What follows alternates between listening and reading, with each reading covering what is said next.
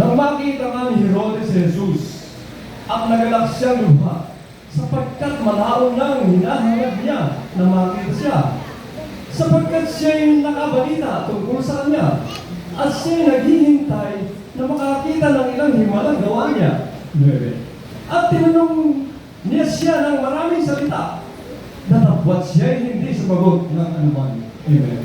Palakpakan natin ang ating mahal na Panginoon. Everybody shout praise the Lord. Malakas sa palakpak sa ating mahal na Panginoon Jesus. Hallelujah! Ano sabi ng busy ng mga minamahal? At tinanong niya siya na maraming salita, dapat siya'y hindi sumagot ng anuman. Amen? Sapagkat na-discern ng ating mahal na Panginoon, si Herodes mga minamahal Antipas. Ito yung anak ni Herodes mga minamahal na isa pa. Yung tinatawag na ruler, mga minamahal. Ito yung kanyang anak na gusto niya makita ang ating mahal na Panginoon. Sapagkat narinig niya mapaghimala ang ating mahal na Panginoon, maraming ginawang himala ang ating dakilang Diyos. Gusto niya makaharap ang ating mahal na Panginoon Jesus. Ngunit hanggang doon lang mga minamahal sa himala. Amen. Ayaw niyang tanggapin ang katotohanan. Ayaw niya yung tinatawag na repentance. Amen. At ang mahal na Panginoon, habang tinatanong niya ng lahat ng mga bagay, hindi sumasagot ang ating mahal na Panginoon. Sapagkat nababasa niya ang puso ng tao. Amen. Ang sabi to learn when to speak and when to step back. Amen. Sa Biblia, mga minamahal, tinuruan tayo, mga minamahal, ang sabi, shake off the dust of your feet. Ipagpag ninyo ang alabok ng inyong paa.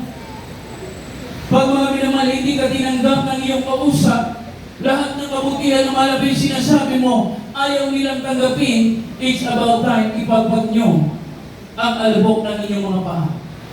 Ibig sabihin, mga minamahal, ikaw ay tatalikod. Amen?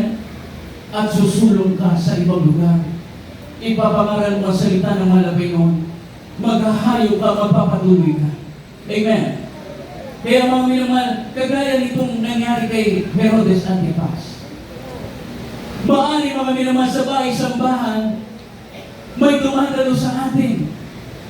Nagagalak ka lang sa himala. Kagaya ni Herodes. Nang gusto mo marinig ang mga himala, 3 times a week, narito ka mga minamahal. Subalit ayaw mo ibigay ang iyong buhay sa mga nabi. Subalit ayaw mo magpabautismo. Ang sabi dito mga minamahal, ang gusto ni Herodes, miracles, but not holiness. Blessings, but not obedience. Answers, but not surrender. Amen? Mahilig magtanong ng mga bagay, ngunit ayaw ibigay ang buhay sa mahal na Panginoon. Ayaw sumunod sa ating mahal na Panginoon. Ayaw magpagkabanal sa kanilang pamumuhay, mga minamahal. Ang gusto ng mahal na Panginoon, mga minamahal, total submission ng ating puso, mga minamahal. Amen. We must search our hearts, mga minamahal. Hindi lang yung mga himala. That's bonus, mga minamahal. Ang gusto ng mahal na Panginoon, makapiling ka niya doon sa kanyang pangako sa buhay na walang hanggan. Palakpakan natin ang ating pinakamamahal na Jesus. Everybody shout, praise the Lord! Kaya ito sabi ng ating beloved Robert Pastor, hindi baling kakaunti ang tupa kaysa marami, ngunit mga kambing pala.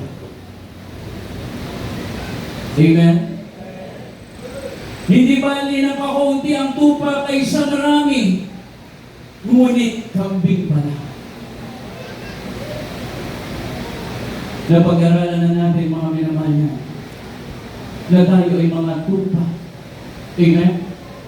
Sapagkat yung mga kambing, mga minamahal, yun ang hindi makapagtiis sa mga bagay. Tayo yung nagtitiis sa mga Kristiyano. Ang sabi magtiis hanggang sa wakas, siya ang maliligtas. Amen? Tinitiis natin ang lahat ng bagay. Persecution, pagsubok, mga minamahal, health problem, kahit anong mga bagay na yan, mga minamahal, pagpapatuloy ka, pagpapakatatag ka, mga minamahal, maglilingkod ka sa Diyos sa buhay. Amen. Amen. Kaya ako na pong babasa Matthew chapter 25 verse 32 to 34, mga minamahal, talon sa 41 and 46. Ano sabi ng Biblia? At itipunin sa harap niya ang lahat ng mga bansa, at sila'y buktin niya, na gaya ng pagbubukod ng pastor sa mga tupa at sa mga kambing. At ilalagay niya ang mga tupa sa kanyang kanan, datapwat sa kaliwa ang mga kambing. Kung magkagayon siya, sabihin ng hari na nasa kanyang kanan, magsiparito kayo.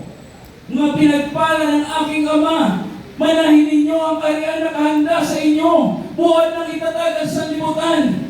Ang sabi sa 41, kung magkagayon siya, sabihin naman niya sa mga nasa kaliwa, doon mga minamahal sa tinatawag na mga kambing, magsilayo kayo sa akin, kayong mga sinumpa at pasaapoy na walang hanggan na inihanda sa diablo at sa kanyang mga anghel, at ang mga ito'y mga nagpaparoon sa walang hanggang kaparusahan, dapwat ang mga matuwid ay sa walang hanggang buhay. Amen.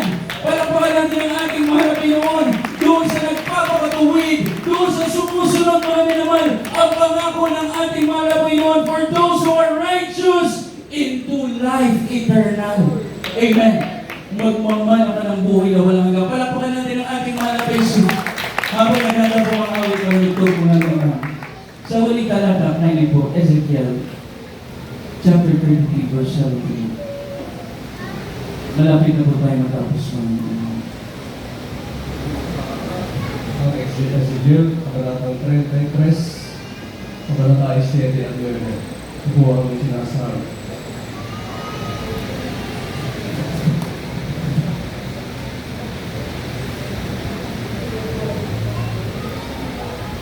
Ezekiel chapter 33, verse 7 to 9. Pagkat aking sinabi sa masama, o masamang tao, ikaw ay walang pagsaang mamamatay, at ikaw ay hindi nagsasalita upang magbigay alam sa masama ng kanyang lakad.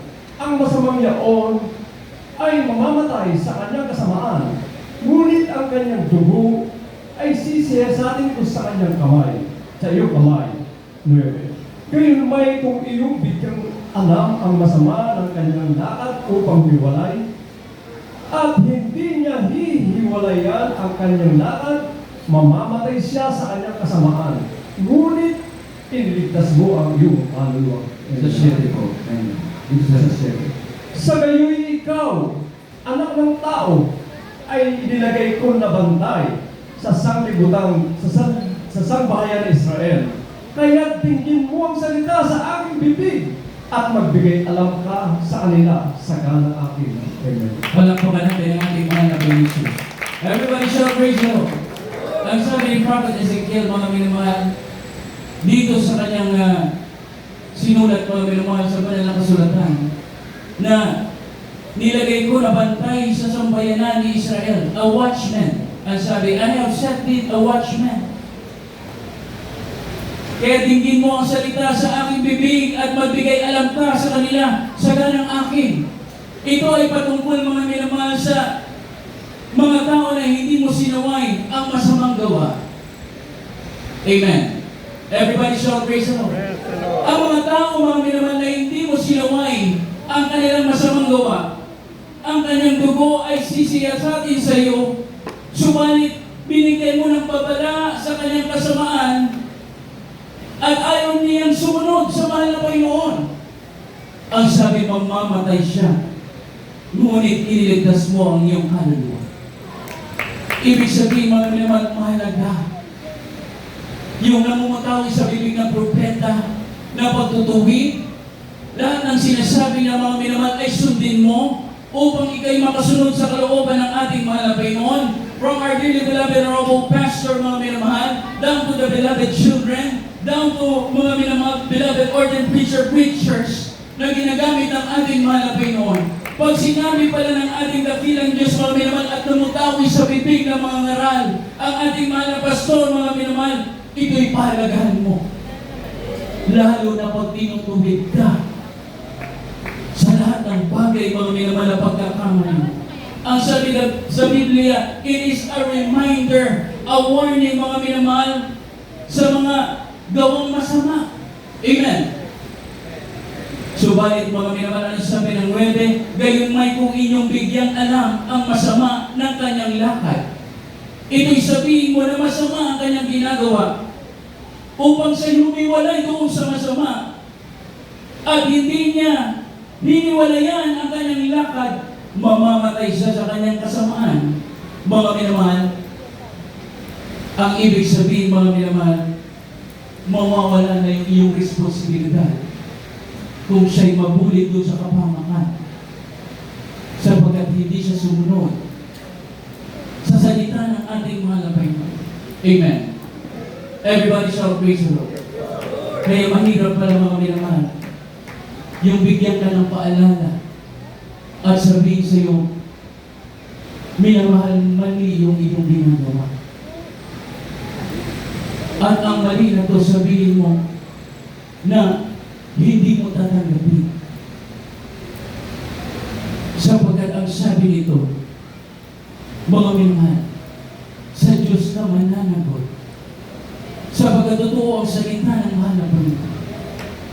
Darating sa iyo ang kaparusahan nang gagaling sa ating pinakamamalabayon, sapagkat you are keep on rejecting the truth, mga minamahal.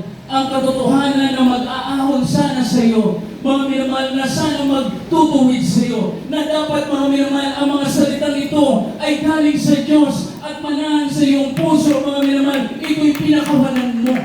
Amen.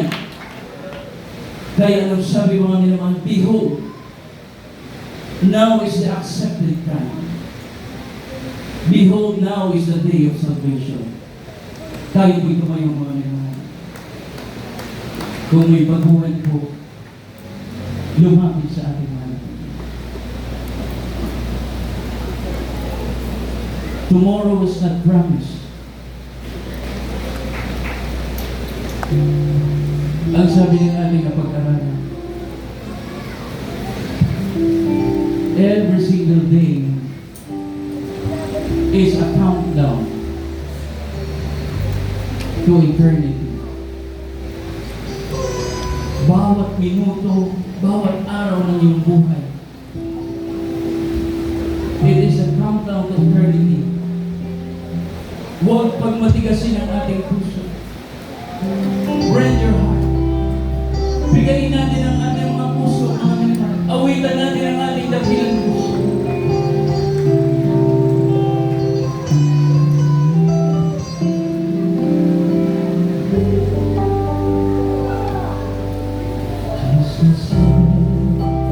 Here I stand, won't you be